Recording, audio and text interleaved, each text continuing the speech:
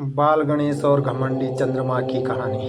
हर किसी को मालूम है कि गणेश जी को मोदक और मिठाई कितनी पसंद है।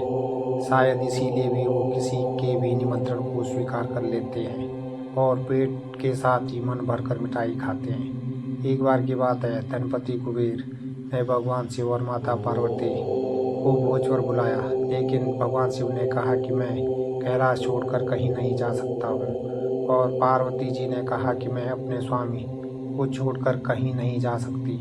तब उन्होंने कहा कि आप हमारे स्थान पर गणेश को ले जाओ, वैसे भी उन्हें मिठाई और भोज बहुत पसंद आते हैं। तब कुबेर गणेश जी को अपने साथ भोज पर ले गए। वहाँ उन्होंने मन भरकर मिठाई और मोदक खाए। वापस आते समय कुबेर ने उन्हें मिठाई का थाल देकर विदा किया। लौटते समय चंद्रमा की चांदनी में गणेश जी अपने चूहे पर बैठकर आ रहे थे, लेकिन ज़्यादा खा लेने के कारण बड़ी ही मुश्किल से वे अपने आप को संभाल पा रहे थे। उसी समय अचानक चूहे का पैर किसी पत्थर से लगकर डगमगाने लगा। इससे गणेश जी चूहे के ऊपर से गिर गए और पेट ज़्यादा बड़ा होने के कारण अपने आप को संभाल नहीं सके और मिठाइयाँ भी यहाँ वहाँ गिर गई। यह सब चंद्रदेव ऊपर से देख रहे थे। उन्होंने श्री गणेश जी को गिरता देखा तो अपनी हंसी रोक न पाए और उनका मजाक उड़ाते हुए बोले कि जब खुद को संभाल नहीं सकते तो इतना खाते क्यों हो। चंद्रमा की बात सुनकर गणेश जी को गुस्सा आ गया। उन्होंने सोचा कि घमंड में चूर होकर चंद्रमा मुझे उठाने के लिए किसी प्रकार की सहायता नहीं कर रहा है और ऊपर से मेरा मजाक उड़ा रहा है। इसीलिए गणेश जी ने चंद्रमा को श्राप दिया कि जो भी गणेश चतुर्दशी के दिन तुमको देखेगा वह लोगों के सामने चोर कहलाएगा। श्राप की बात सुनकर चंद्रमा घबरा गए और सोचने लगे कि फिर तो मुझे कोई भी नहीं देखेगा।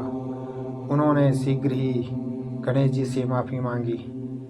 कुछ देर बाद जब गणेश जी का गुस्सा शांत हुआ तब उन्होंने कहा कि मैं श्राप तो वापस नहीं ले सकता, लेकिन तुमको एक वरदान देता हूँ कि अगर वही व्यक्ति अगली गणेश चतुर्थी को तुमको देखेगा तो उसके ऊपर से चोर होने का श्राप उतर जाएगा। तब जाकर चंद्रमा जी की जान में जान आई। इसके अलावा एक और कहानी सुनने में आती है कि गणेश जी ने चंद्रमा को उनका मजाक उठाने पर श्राप दिया था कि वो आज के बाद किसी को दिखाई नहीं देंगे। चंद्रमा के माफ़ी मांगने पर उन्होंने कहा कि मैं श्राप वापस तो नहीं ले सकता हूँ, लेकिन एक वरदान देता हूँ कि तुम वहाँ में एक दिन किसी को भी दिखाई नहीं दोगे और माँ हमें एक दिन पूर्ण रूप से आसमान पर दिखाई दोगे। बस तभी से चंद्रमा पूर्णिमा के दिन पूरे दिखाई देते हैं और अमावस्या के दिन नज़र नहीं आते। कहानी कैसी लगी आपको? अगर अच्छी लगी तो चैनल को लाइक शेयर और सब्सक्राइब जरूर करें। धन्यवाद।